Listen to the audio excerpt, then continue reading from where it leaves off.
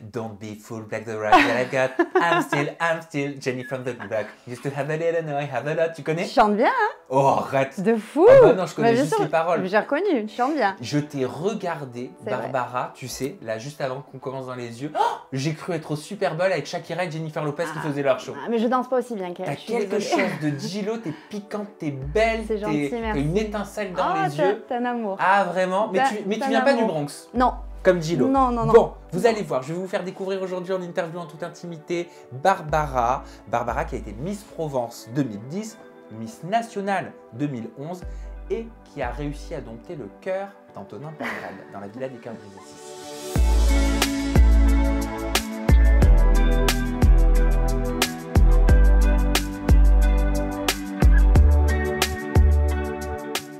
Quel chant!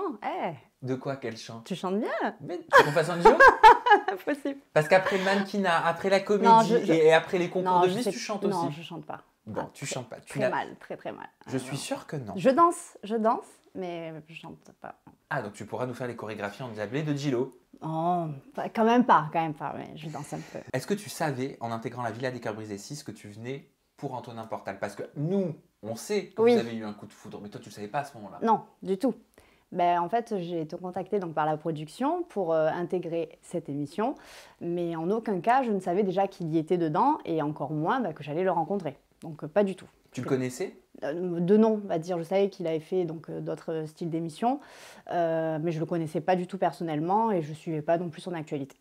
Tu stressais d'intégrer cette émission? Parce qu'à la base, tu n'as pas du tout un parcours télé-réalité. Tu as participé aux Reines du Shopping, on va Oui. en parler après.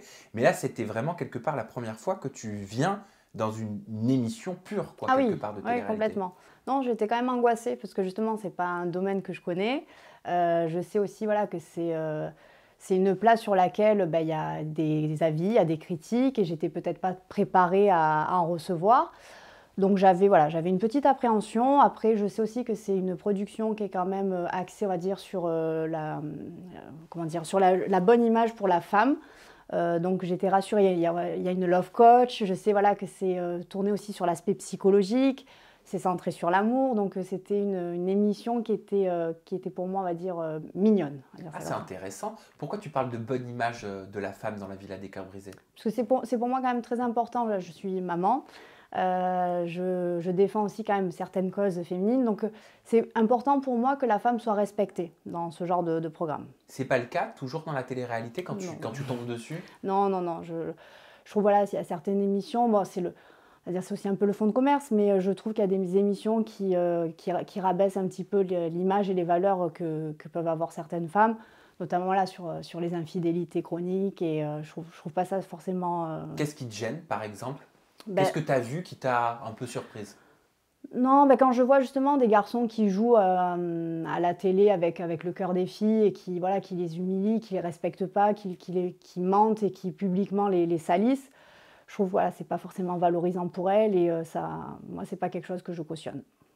Et alors dans un post Instagram, fameux post où vous avez officialisé avec Antonin, tu mets en légende « Car les batailles de la vie ne sont pas gagnées par les plus forts ni par les plus rapides, mais par ceux qui n'abandonnent jamais. Rêver, tomber, pleurer, se relever, avancer, se reconstruire, sourire, vivre. » Quelle bataille est-ce que tu mènes ou as mené dans ta vie amoureuse? Oui, de toute façon c'est souvent l'amour qui nous fait tomber. C'est vrai.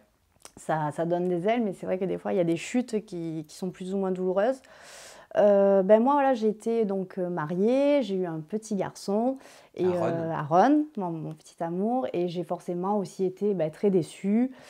J'ai eu beaucoup de peine et c'est pour moi un peu comme une revanche, et la rencontre avec Antonin, voilà, c'était pour moi comme un renouveau, comme un espoir, parce que avant de le rencontrer, je ne croyais plus forcément à l'amour, je ne croyais plus forcément aux jolies choses, et je m'étais complètement fermée, verrouillée à tout, on va dire aux émotions positives, aux émotions négatives. J'étais, comme on peut dire, j'avais un cœur de pierre. Quand tu emploies l'expression se reconstruire, est-ce que tu sous-entends quelque part que tu as été toi-même détruite? Oui, non, j'ai profondément été détruite. J'ai eu de longues périodes où j'ai pleuré, où j'étais dans le mal, dans le dur. Et donc c'est vraiment pour moi, Antonin, un espoir, un renouveau. Je suis à nouveau heureuse. Donc c'est d'où cette fameuse phrase sur la reconstruction, parce que c'est comme un nouveau départ. Il paraît qu'à un moment donné dans l'aventure, tu tu as voulu tout arrêter, tu as voulu partir, Mm. faire tes bagages et ne pas revenir. Pourquoi? Alors, j'étais partagée en fait, voilà, entre l'envie de vivre cette expérience qui se proposait à moi, et en même temps, j'avais peur, voilà, d'être jugée. J'avais peur de ne pas trouver ma place en tant que maman, je veux dire, par rapport à ma situation. J'avais peur d'exposer aussi mes faiblesses et mes fêlures à l'écran. Et je suis quelqu'un qui aime maîtriser son image, donc c'était pas évident quelque part. J'allais me mettre à nu. D'ailleurs, j'ai beaucoup, beaucoup pleuré durant cette émission. Donc, c'était ouais, comme une petite angoisse à l'idée de partir dans un milieu qui m'était inconnu. Quelque part, fuir quand on a peur, ça veut dire quoi? Fuir quand on a peur. Non, là, c'est plus... je m'aventurais dans quelque chose que je ne maîtrisais pas. Donc l'inconnu. Ouais, l'inconnu. Et l'inconnu te fait peur? Quand je ne maîtrise pas, ouais. Pourtant, tu as fait plein de choses Oui. au cours de ta carrière, dans ta vie. Oui, mais à chaque fois, on va dire, si je maîtrise le dossier, si je maîtrise l'environnement, je suis à l'aise, je peux avancer. Je suis quelqu'un assez frileux, donc je ne prends pas non plus de grands risques dans ma vie. Je vais là où le vent me mène, mais de manière toujours réfléchie. Qu'est-ce qu'Antonin t'apporte? Beaucoup, beaucoup, beaucoup de légèreté, d'humour, d'amour. En fait, honnêtement, chaque jour, quand je le regarde, je ne sais pas si tu connais le film La vie est belle. Oui, bien sûr. C'est un grand chef-d'œuvre pour moi. Antonin, c'est ça. C'est-à-dire que des difficultés, des choses qui vont mal se passer, il arrive à les rendre féeriques, à les rendre amusantes, rigolotes. Et j'apprécie ça surtout aujourd'hui avec le contexte actuel, avec ce qu'on est en train de vivre. Il rend mon quotidien vraiment merveilleux, léger, c'est vaporeux, c'est très agréable. On va faire un bond dans le passé maintenant pour apprendre à te connaître. D'accord. Moi, j'aime beaucoup les photos. Okay. J'aime beaucoup les réactions aux photos du passé. Et je te montre cette photo qui date, ça va, t'es très belle. Va. C'est ma première photo Insta. Eh ben oui. Tu vois? Ça y est. Ouais. Et oui, c'est ta première photo Insta. Je voulais savoir l'année. Qu'est-ce que tu vois sur cette photo? Qu'est-ce que ça te rappelle comme époque? Donne-moi l'année, c'était pas 2012? Je pense que c'était juste après ton élection. Ouais, c'est ça. Est-ce que tu as beaucoup changé? Oui. Ouais. À quel niveau? Sur plein de niveaux. Là, je vois dans mes yeux une petite fille un peu innocente quand même. Et qui ne fait pas forcément confiance à son instinct et à qui on peut faire croire beaucoup de choses. Un peu candide. Et aujourd'hui, bon, j'ai quand même vieilli, hein, je suis maman, il s'est passé quelques années. Mais ouais, je vois j'étais jeune fille quand même, ouais, j'étais plus une adolescente. Une jeune femme un peu naïve, un peu candide. C'est comme ça que tu étais? Ouais. Pourquoi? Parce que j'étais quand même jeune, donc je manquais de maturité. Puis j'étais énormément couvée par ma maman, donc j'avais ce côté, je me laissais protéger par sa personne et j'étais pas forcément dépendante. Donc j'étais très liée à son aval, à sa protection et pas forcément prête à tout ce qui allait m'attendre et à l'environnement extérieur. Et tu vas me dire si je me trompe, mais j'ai l'impression que tu n'as pas fait de chirurgie esthétique. Alors j'ai maigri par contre, hein, parce que là je vois les pommettes. Non, j'ai pas... Mais si, j'ai changé quand même. T'es gentil, hein, mais j'ai changé. Hein. Ah non, je te dis pas ça pour être non, gentil. Parce que là, en ce moment, je suis en train de psychoter par rapport à mes rides. Parce que j'ai regardé, moi, toutes tes photos sur Instagram. Non, mais depuis le début, non, mais t'as aucune ride. Non, si, je t'assure. Et ça n'évoque pas de sujet. Non, mais je voulais savoir quel rapport t'avais avec le physique, avec ton évolution physique, avec la chirurgie, parce que tu me sembles très naturelle. Et t'as le droit de faire la chirurgie si tu veux en faire. Hein. Ouais, on va dire que, je vais être honnête avec toi, aujourd'hui, je suis dans un virage où j'approche de la trentaine. Et effectivement, avec tout ce qu'on voit sur la chirurgie esthétique, par moments, je me pose des questions aussi, parce que t'as pas forcément envie de vieillir, surtout dans des milieux, on va dire, d'image. Donc, on a un côté, il y a des nanas plus jolies, plus jeunes qui arrivent. Donc, je me suis dit, je veux pas forcément vieillir. Et en même temps, j'ai rencontré aujourd'hui Antonin qui apprécie justement cet aspect naturel et qui me dit, moi, je veux absolument pas que tu modifies ton visage. Tu es belle comme ça, les rides d'expression, c'est beau. Alors, je lâche un petit peu avec ça, mais voilà, je t'avoue, les filtres Insta, les filtres Snapchat, quand je les mets, que je suis une bombe atomique, que je lève, du coup, tu as une déception. Quand je regarde des photos de moi avant, je me dis, ah oui, j'ai effectivement ces petites rides-là, ces ridules que je n'avais pas à l'époque. Donc, je me pose moi aussi par moments la question, je m'interroge.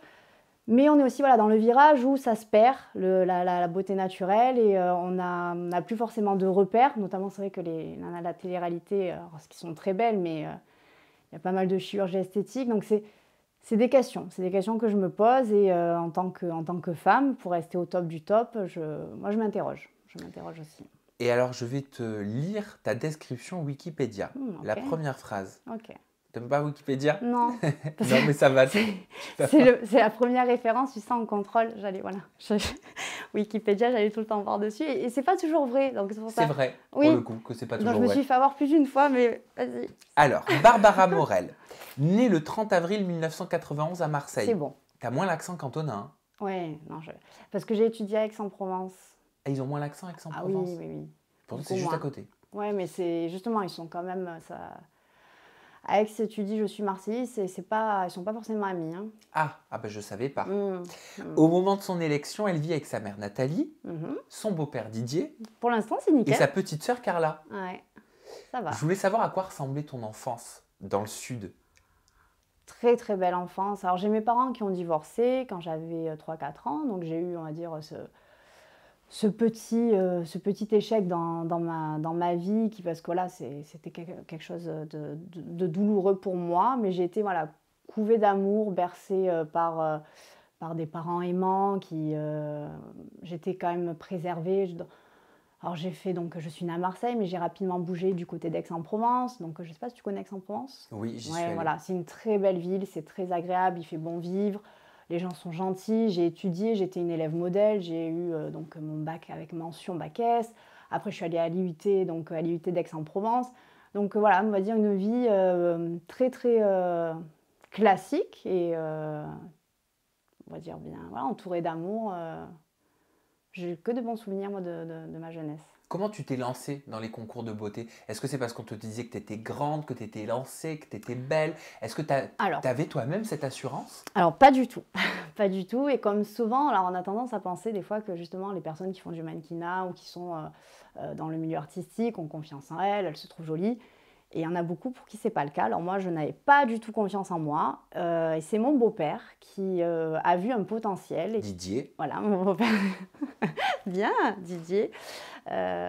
Qui a été comme un second papa pour moi et qui vraiment, voilà, il m'a dit, faut que tu fasses du mannequinat. Alors moi, j'étais là, ben non, mais je suis pas assez jolie. Il m'a dit, si, on va t'envoyer, tu vas essayer de faire donc Miss France, tu vas partir pour faire des bookings. Alors j'étais là, mais je peux pas, j'y arriverai pas. Si, tu vas voir. Et petit à petit, donc j'avais commencé à faire des défilés, des shootings photos. Et après, voilà, j'ai commencé à intégrer des agences de mannequins. Ensuite, donc, j'ai été aussi castée pour faire donc, les concours de Miss. Et de là, petit à petit, j'ai commencé à prendre conscience et confiance aussi en moi. Mais c'était pas quelque chose que j'avais au fond de moi. C'était pas un rêve d'enfant du tout.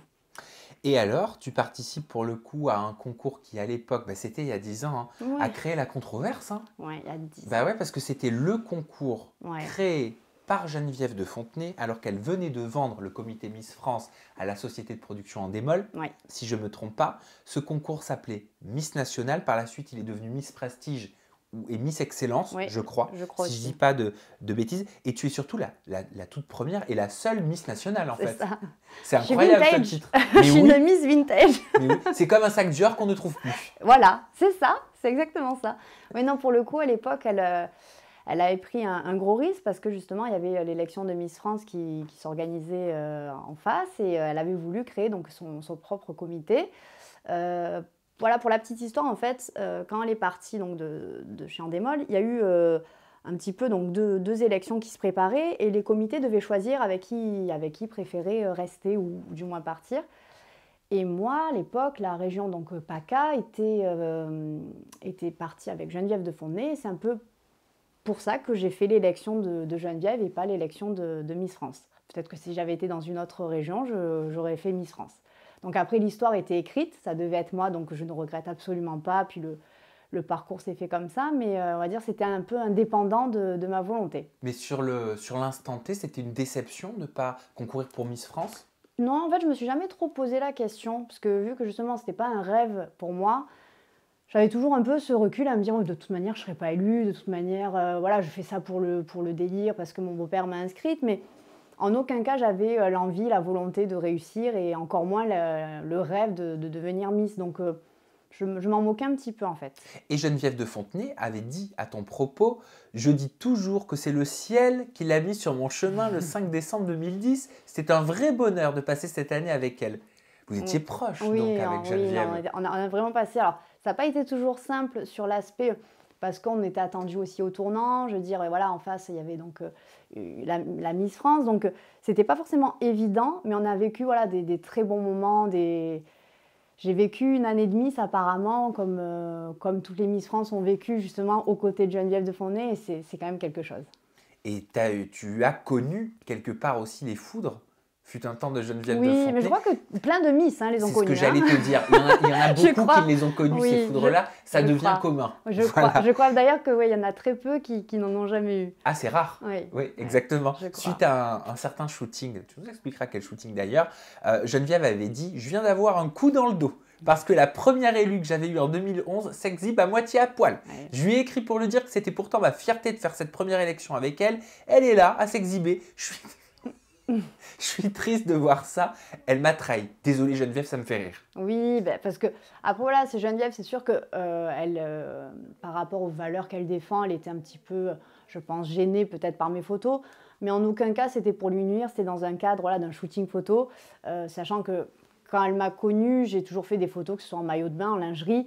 Mais voilà, on va dire, c'est Geneviève, et on l'apprécie aussi d'ailleurs pour ça, hein, pour ses petits coups de gueule. Et moi, je garde quand même que des bons souvenirs de Geneviève. Bah, bien sûr, j'en doute pas. Dans une interview accordée au magazine Public, tu as révélé, donc c'était à l'époque, hein, avoir gagné à la suite de ton élection Miss Nationale à peu près 40 000 euros grâce aux prestations que tu avais données, Bien sûr. sans compter les cadeaux, les nombreux cadeaux que tu avais reçus. Et au sujet des shootings photos, tu disais: «C'est de l'argent de poche pour moi, je peux gagner entre 800 euros et 1000 euros la journée par shooting». Est-ce que ce sont des avantages qui continuent après une élection comme Alors celle-là? non, pour le coup, surtout que moi j'ai repris mes études. En fait, j'avais démarré, ma première année de DUT, j'ai été élue, donc j'ai vécu mon année, j'ai donc pu bénéficier de cet avantage. Heu, Après ça, j'ai tout arrêté, donc j'étais en statut auto-entrepreneur, donc j'ai clôturé et je suis retournée sur les bancs de l'école. Donc en aucun cas j'ai surfé sur ces avantages-là, et voilà, j'ai repris le virage un peu plus, classique, scolaire, pour valider mon DUT, et donc j'ai vraiment été éloignée de cet univers des prestations. Donc je faisais toujours un petit peu de mannequinat en parallèle, mais sur d'autres revenus, on va dire, qui dépendent des agences et pas forcément d'auto-entrepreneur. En cherchant, j'ai découvert aussi que tu avais participé à 2 téléfilms. Un premier sur France 2, Double Enquête, ça c'était en 2010. Oui, Ah non, mais tu as plusieurs cordes à ton arc, hein. Et l'homme mais de la... surtout tu les as toutes trouvées, hein? Ouais, enfin j'espère que tu me dis si j'ai oublié quelque chose. Non. Et l'homme de la situation sur M6 en Oui, avec 2011. Stéphane, C'était Plaza. un rêve, la comédie? Alors, au départ, pas du tout, mais c'est génial. Moi, j'ai adoré, ça a été des expériences, on va dire, qui se sont proposées plus parce que, pareil, on m'a un peu casté pour passer les auditions. Ensuite, avec l'homme de la situation, c'est par rapport à Stéphane Plaza, qui est un ami. Et du coup, là, ça a été des opportunités et c'était mais génialissime. Vraiment, c'est quelque chose que j'ai découvert, on va dire, c'est un peu comme le théâtre, je l'ai découvert bien plus tard. Enfant, je me penchais absolument pas sur le cinéma ou ce genre de métier. Et en fait, c'est vraiment top.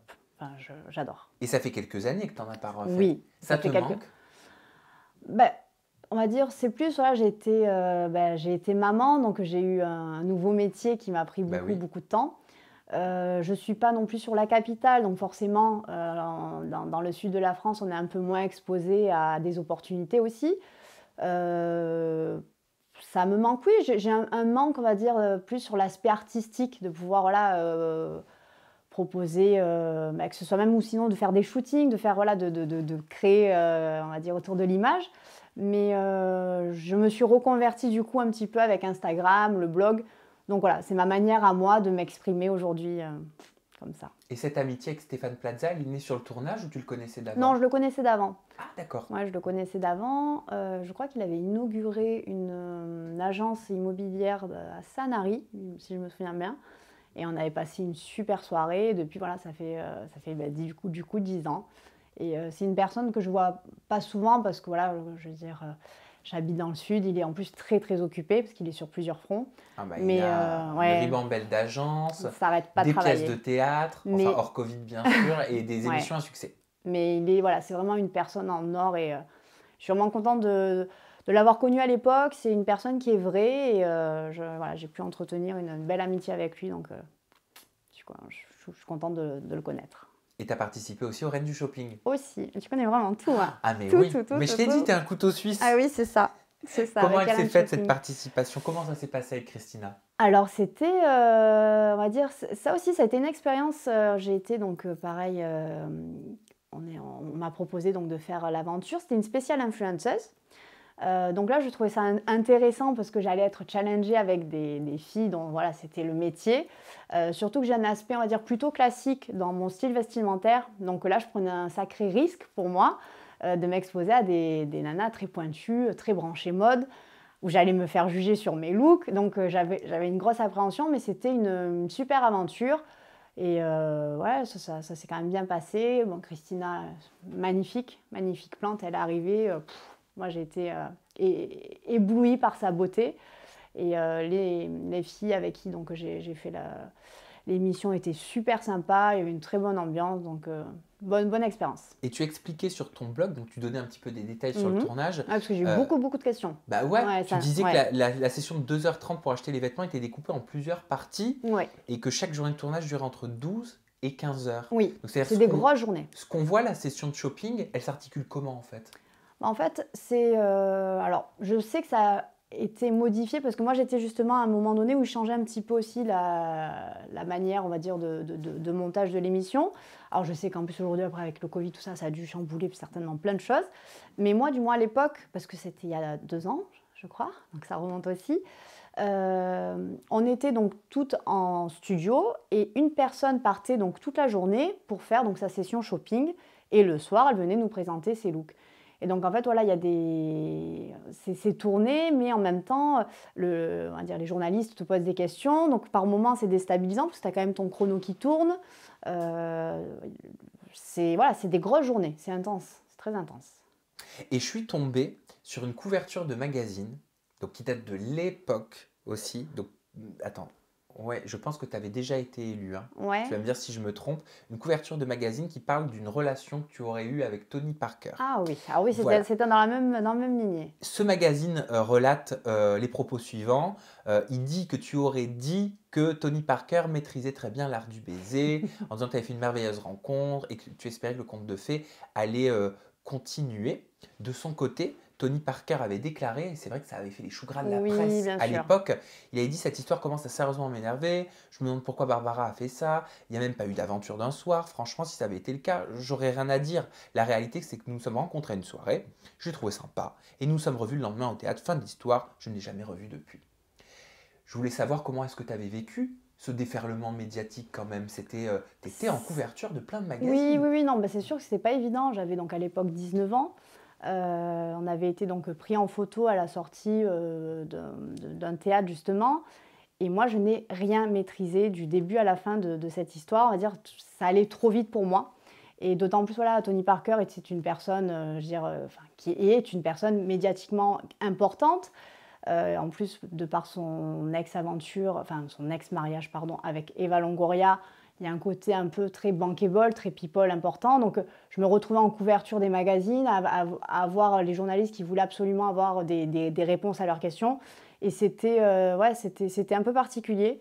Je ne maîtrisais pas du tout le sujet. J'étais un petit peu... j'étais pas non plus forcément bien conseillée, pas forcément bien orientée. Et ça a fait un feu de paille, c'est-à-dire qu'on s'est rencontrés, il y a eu un engouement médiatique autour de ça, puis après derrière plus rien, donc c'est... Quand en début d'interview tu me disais j'étais très naïve quand j'étais plus jeune, tu fais référence aussi à tout ça? Oui aussi, on va dire c'est un milieu de requins, hein, donc forcément il faut être prêt, il faut avoir les reins solides parce qu'il y a des personnes qui qui de rien font toute une histoire pour vendre aussi un petit peu quelque chose aux personnes. Et ouais, on va dire, je réagissais pas forcément non plus parce que je savais pas quoi dire, je savais pas comment le dire. Est-ce que quelque part tu faisais un petit peu référence à, pas à cette histoire, mais à ce moment de ta vie quand tu as regardé la photo 10 ans en arrière et que tu dis j'étais naïve à cette époque? Oui, non, j'étais naïve. C'est sûr que ce genre d'expérience m'arriverait aujourd'hui, ça se passerait pas pareil. Et j'avais un côté un peu bisounours, un peu léger. Pour moi, le monde était beau, était gentil. Et en fait, il y avait derrière des arrangements, il y avait derrière un côté justement orienté sur un axe. On veut montrer ça à l'image pour créer tel buzz. Et c'est vrai que je n'étais pas préparée à ça. Ok, très bien, je comprends beaucoup mieux maintenant. Et d'une précédente union est née Oui, ta petite merveille, oui, Aaron, oui, 6 ans. c'est Donc ça. tu l'as eu quand tu avais, je suis nulle en maths, 23 ans? Oui, c'est ça. Oh, j'ai fort. Ah Bah ouais, oui. c'est ça. Ouais, 23 ans. Donc maman jeune quand même. Mais c'est un peu un petit garçon qui est extraordinaire, donc qui a fait de moi une maman comblée. Cette grossesse, elle était prévue ou alors elle est arrivée par surprise? Alors pour être transparente avec toi, c'est un petit peu les deux. C'est-à-dire que j'ai eu un petit souci au niveau, donc j'ai eu comme un petit kyste sous le bras, pour tout te dire. J'ai fait une phlébite derrière parce qu'il me l'avait retiré et les points, enfin un cas sur je ne sais pas combien, il a fallu que ça tombe sur moi. Et du coup, coagulation du sang. Donc le médecin m'avait dit arrêtez votre pilule parce que c'est pas bon du tout. Donc faites attention avec votre partenaire car il y aura risque de bébé. On n'a pas vraiment fait attention, donc on connaissait le risque et ça a pris, mais très rapidement. Donc on a quand même réfléchi au départ parce que justement j'étais jeune et voilà, un enfant c'est quand même aussi des responsabilités. Et puis finalement on s'est dit, à le vouloir dans un an, il vient d'arriver là, c'est le destin, c'est la vie. Voilà, moi je suis très fataliste, donc je me suis dit c'est une opportunité, il y a des personnes qui ne peuvent pas en avoir. On s'aimait avec le papa de mon fils et naturellement du coup j'ai mené cette grossesse qui a d'ailleurs été super. J'ai passé un très bon moment enceinte et voilà. Ça t'a apporté quoi de devenir maman? C'est un chamboulement, c'est un chamboulement. Déjà, on passe au second plan, on est obligé de s'oublier. Et ouais, il y a une sorte de responsabilité, donc j'ai un petit peu plus peur qu'avant. Avant, j'étais quand même un petit peu plus aventurière. Aujourd'hui, tout me fait peur parce que je sais derrière les conséquences. Voilà, s'il y a un souci, derrière, je ne vais pas être dispo pour mon enfant, je ne vais pas pouvoir le protéger comme ça. Enfin, donc, je suis un peu plus angoissée qu'avant, mais ouais, ça apporte de l'amour, ça m'a appris aussi voilà, le sens du partage, le côté se mettre en second plan, le côté empathique aussi. Donc, c'est une belle expérience que d'être maman. Et pour la ville à 6, comment t'as géré? T'avais déjà été éloignée de ton fils? Alors oui, on va dire, mon fils, il connaît mon activité voilà, donc je fais aussi un petit peu de mannequinat, je fais donc des fois des tournages, donc il sait que je peux partir quelques jours. Je ne vais pas forcément être dispo pour lui, donc c'est des fois son papa qui prend le relais, des fois c'est ma maman, donc sa mamie. Il est habitué et honnêtement, voilà, il le sait très bien. Aujourd'hui, on a les réseaux sociaux, pardon, pas les réseaux sociaux, les WhatsApp, comment on appelle ça? Comment c'est vrai comment on appelle ça? Les réseaux dans lesquels on peut s'envoyer des messages. Les appels téléphoniques, visio. Ah, les FaceTime? Oui, voilà, les FaceTime, les visios. WhatsApp, les visios. Donc on peut s'appeler, on peut se voir et ça va. Non, il le vit bien, je ne sais plus les noms. Les applications. Ben oui, mais tu m'as fait bugger aussi, Ouais, je t'inquiète me pas. fais vieille. Et comment ça se passe avec Antonin? Écoute, super bien. C'est pas évident parce qu'en plus, voilà, on va dire, lui, par rapport à son activité de restaurateur, il ne peut pas l'exercer aujourd'hui. Donc, il est H24 avec moi pour le moment. Donc, on va dire c'est un beau test pour nous, ce pseudo-confinement, parce que voilà, avec le couvre-feu, c'est quand même particulier. On ne peut pas faire grand-chose. Donc, c'est intense et en même temps, ça se passe super bien. Donc, on est content. Qu'est-ce que je peux te souhaiter, Barbara, pour l'avenir, maintenant qu'on a vu tout ton passé et qu'on te connaît mieux, ton passé médiatique en tout cas? Oui, mon passé médiatique. Qu'est-ce qu'on peut me souhaiter? Juste d'être heureuse. Voilà, vraiment, c'est tout ce que je demande. Tu as l'air. Ouais, en merci. tout cas, tu as les yeux très pétillants. Bah oui, je te le dis depuis le début. Oui, c'est vrai. C'est pas la première fois qu'on doit te le dire. On me l'a pas toujours dit, mais là, mais j'apprécie que tu me le dises. Ah ça fait du bien alors. Oui. Merci de nous avoir suivis. J'espère que vous avez apprécié découvrir Barbara de cette façon-là, plus intimement. Son compte Instagram, si vous voulez aller la suivre, c'est Barbara Mermoz. Est-ce qu'il y a un TikTok? Est-ce qu'il y a un Snap? Oui, je suis sur TikTok. Ah! Ouais, premier confinement. Ah, j'ai un peu honte. Mais non, pourquoi? Si, parce que je me suis moquée pendant un petit moment de TikTok. Moi aussi. Ah, toi aussi? Et Ouais. pourtant, j'y suis maintenant. Ah, tu y es aussi? Ouais. Voilà. Et alors, c'est quoi ton TikTok? Barbara Mermoz aussi. Barbara Mermoz Ouais. et Snap? Non, j'utilise pas trop Snap. D'accord, donc Voilà. on retient Insta et TikTok Oui, pour Insta et l'instant. TikTok. Merci Barbara. Merci à Ravi toi. d'avoir fait ta Merci. connaissance. Nous, on se retrouve prochainement, toujours avec une personnalité et des confidences en toute intimité. D'ici là, vous prenez soin de vous et vous restez positifs, parce qu'il n'y a que ça qui nous fait avancer dans la vie.